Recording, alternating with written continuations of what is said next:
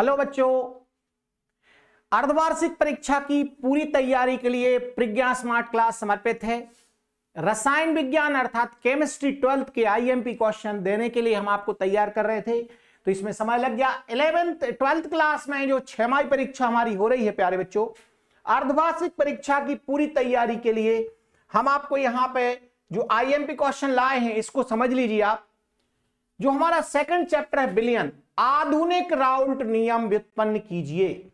सबसे पहले बच्चों बिलियन का सबसे मोस्ट आईएमपी मान लीजिए 100% आने वाला पहला प्रश्न है, इसको सबसे पहले सिद्ध कर लें, इसके न्यूमेरिकल भी कर लें। बाष्पदाब में आपेक्षिक अवनमन द्वारा विलेय के अणुभार की गणना का डेरिवेशन, साथ में एक न्यूमेरिकल। फिजिकल में न्यूमेरिकल जरूर किए जाते हैं। क्वथनांक में उन्नयन और हिमांक में अवनमन द्वारा क्या करना है बच्चों, अवाष्पशील विलेय के अणुभार की गणना। इसके दो अलग अलग डेरिवेशन आएंगे, दोनों की सवाल भी साथ में करना है, न्यूमेरिकल जरूर करना है। परासरण और विसरण दो अलग अलग क्रियाएं हैं, इनमें 4 अंतर तैयार कर लीजिए। विसरण वही 11वीं वाला रहता है, गैसों में होता है, द्रव में होता है।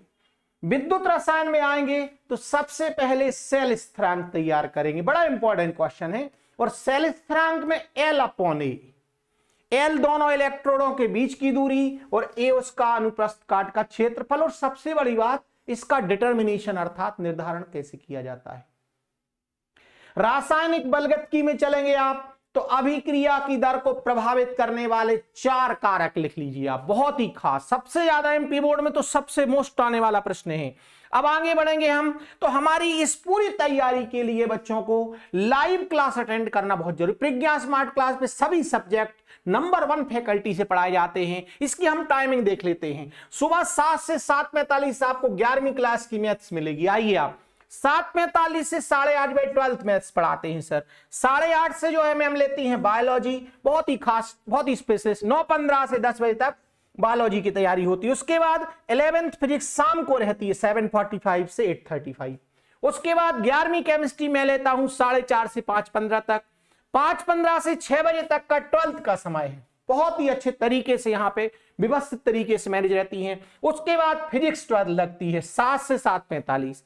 दोपहर में जो है 10th क्लास की मैथ्स पढ़ाई जाती है बच्चों। 9th क्लास की मैथ का समय 1:45 से 2:15 तक रहता है। तो आगे अपन बढ़ेंगे, हमारे जो आईएमपी क्वेश्चन है बिलियन में मोललता मतलब स्मॉल एम और मोलरता मतलब कैपिटल एम, बहुत ही खास क्वेश्चन है, हर बार बोर्ड एग्जाम में पूछा जाता है। विद्युत रसायन में विशिष्ट चालकता मतलब कैप्पा और मोलर चालकता मतलब लैम्डा एम, दोनों की डेफिनेशन, दोनों का फार्मूला, मात्रक और तनुता का प्रभाव, मतलब इतनी चीजें आपको देना है। 2.5 मार्क्स का जनरली आता है, ब्लूप्रिंट देख के आधार पर करना है। कोलरास का नियम अनंत तनुता पे लगता है बच्चों, जिसमें विद्युत अपघट्ट पूरा आयनित हो जाए या आनयन बंद हो जाए। इसके अनुप्रयोग लिखना है, कितने अनुप्रयोग, अलग अलग 2 अनुप्रयोग है। विद्युत रसायन में फैराडे के दोनों नियम तैयार करना है, विद्युत अपघटन के प्रथम नियम और द्वितीय नियम, दोनों के छोटे छोटे सवाल हैं। W = ZIT, W1/E1 = W2/E2। अणुसंख्यता और कोटि में 4 अंतर लिखना है। अणुसंख्यता अणुओं की संख्या होती है, जबकि कोटि दर समीकरण में क्रियाकारक की सांद्रता पर जो घात लगाई जाती है। इसके लिए आपको लाइव स्ट्रीम ज्वाइन करना होगी। सभी सब्जेक्ट के स्पेशलिस्ट क्वेश्चन वहीं पर कराए जाते हैं प्यारे बच्चों। समय आपको मैंने बता दिया है। प्रथम कोटि की अभिक्रिया का अर्धायुकाल T½ = 0.693/K, इसको प्रूव करना है। बहुत ध्यान से देखिएगा, स्टार्ट होने वाली है रासायनिक बलगत की, तो आप लोग पी ब्लॉक के बाद उसी को स्टार्ट करेंगे। जरूर आइए आप समय पर और बहुत अच्छे से। एनबी कोटि के वेग स्थिरांक का मात्रक बताना है। देखो मात्रक का तरीका मैं आपको शॉर्ट में, मोल पर 1 - n, लीटर पर n-1 सेकंड, ये रहता है इसका फॉर्मूला। तो सभी कोटि का अलग अलग मात्रक, कोटि n मतलब 1 रख सकते, 0 रख सकते, 2 रख सकते आप अपने हिसाब से। 15 पी ब्लॉक में आएंगे। अब 15 वर्ग के हाइड्राइडों के गुण करना है। तापीय, स्थायित्व, क्षारीय गुण, अपचायक गुण, संकरणाकृति। अभी अभी पी ब्लॉक की लाइव स्ट्रीम चल रही है। सल्फर के ऑक्सी अम्ल बहुत ही खास है इलेक्ट्रॉनिक स्ट्रक्चर। सल्फ्यूरिक अम्ल का इलेक्ट्रॉनिक स्ट्रक्चर आपको बनाना है तो ये समय इसमें बिल्कुल भी टाइम नहीं लगता, इस प्रकार से तैयार कर सकते हैं। देखिएगा यहां पे इलेक्ट्रॉन्स बना देना है आपको, ये देखो आप ऐसे। सल्फ्यूरिक अम्ल की सल्फर डाइऑक्साइड क्लोरीन की विरंजन क्रिया, बेटा फूल का रंग उड़ाना विरंजन कहलाता, तो विरंजन क्रिया दोनों करते हैं। क्लोरीन की स्थायी होती है और सल्फर डाइऑक्साइड की ऐसी होती है अस्थायी।